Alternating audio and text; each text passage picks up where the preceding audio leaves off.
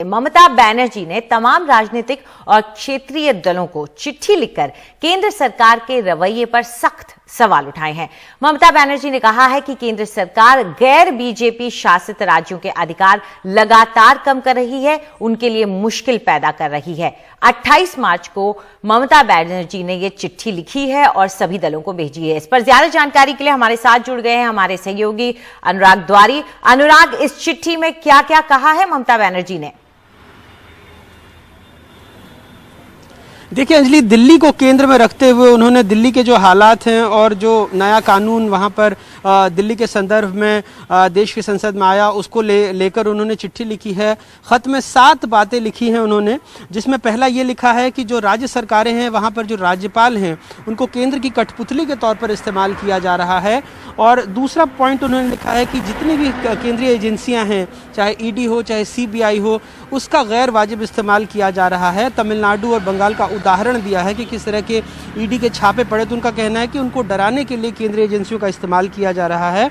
और फिर तीसरी बात तो ये भी लिखती हैं कि जो फंड के ट्रांसफ़र हैं, जो पैसे हैं केंद्र के पूल से राज्य सरकारों को आने हैं, उसको अवरुद्ध किया जा रहा है। चौथे बात में वो national development council, inter state council, planning commission वगैरह की बातें लिखती हैं कि उनको बिल्कुल दंतहीन बना दिया गया है। फिर वो कह रही हैं 5वें नंबर पे कि बहुत ज़्यादा धन उन्होंने इकट्ठा किया है और जो उनके संसाधन हैं उन पर सवालिया निशान हैं, और वो लोगों से अपील करती हैं कि वो इस तरफ ध्यान दें। छठे बिंदु पर वो लिखती हैं कि जिस तरह से देश की जो संपत्ति है उसका निजीकरण किया जा रहा है, उसके बारे में भी सवाल उठा रही हैं और कह रही हैं कि देश के लोगों की संपत्ति है। और आखिरी बिंदु वो लिखती हैं कि जो केंद्र और राज्य के रिश्ते हैं उसमें बहुत ज़्यादा खटास आई है, जो कि आज़ाद भारत के इतिहास में इससे पहले ऐसा कभी नहीं हुआ। और प्रधानमंत्री की जो छवि है उसकी भूमिका को लेकर भी वो सवाल उठाते हुए उन्होंने कहा है कि जितनी भी लाइक माइंडेड, मतलब एक जैसे समरूपी सोच वाली पार्टियां हैं, उनको आगे आना चाहिए और संविधान को और लोकतंत्र को बचाने की मुहिम में उनके साथ जुड़ना चाहिए। लेकिन चुनाव में जैसे हम सब जानते हैं कि बहुत सारी चीज़ें प्रतीकात्मक भी होती हैं, तो ठीक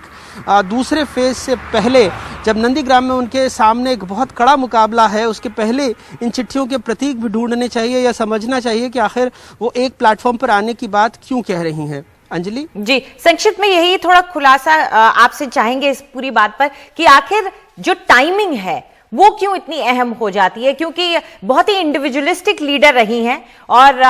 अब रेनबो कोalition में भी उनको साथ लेने की कोशिश की गई थी, लेकिन हमेशा अलग रहने की उनकी एक तरह से प्रवृत्ति रही है। तो अभी इस चिट्ठी के मायने क्या हो जाते हैं?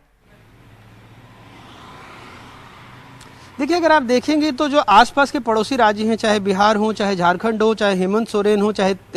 तेजस्वी यादव हो, इनसे उनके रिश्ते बहुत अच्छे रहे हैं। और ऐसा लग रहा है कि वो जो बार बार बात होती है कि बीजेपी के विकल्प में कौन है, विकल्पहीनता की स्थिति बन रही है, तो मुझे लगता है कि कहीं अपने आप को उस विकल्पहीनता की स्थिति में जो छोटे दल हैं या दूसरे राज्यों में जिनकी सरकारें हैं उनको साथ लेकर एक मोर्चा बनाकर उसकी एक तरह से सर्वमान्य नेत्री के तौर पर खुद को स्थापित करने की भी एक पहल के रूप में इसको माना जा सकता है।